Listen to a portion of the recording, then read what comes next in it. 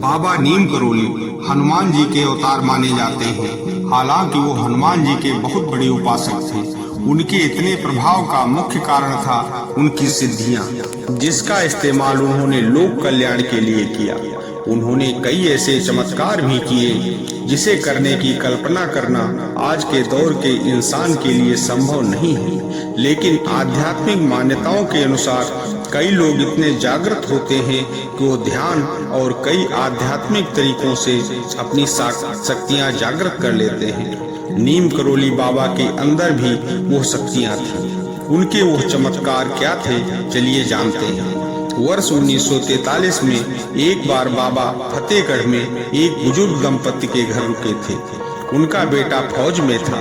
दंपत्ति को अफसोस था कि वो बाबा का ठीक ढंग से सत्कार न कर सके। उन्होंने रात में बाबा को एक कंबल दी, जिसे ओढ़कर बाबा चारपाई पर सो गए।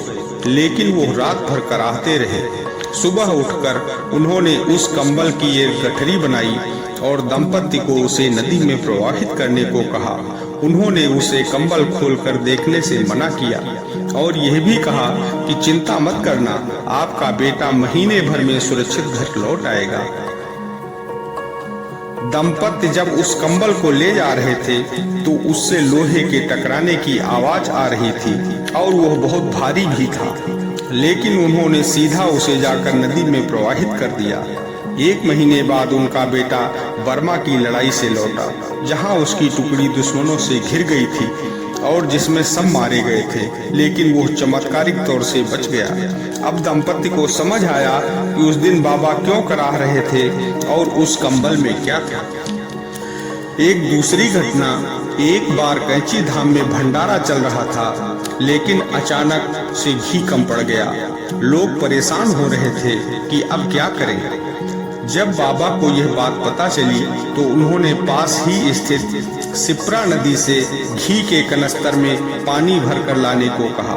लोगों को समझ नहीं आ रहा था कि बाबा ऐसा क्यों कर रहे हैं और इस घी का जल से क्या संबंध है। लेकिन उन्होंने वही किया जो बाबा ने कहा।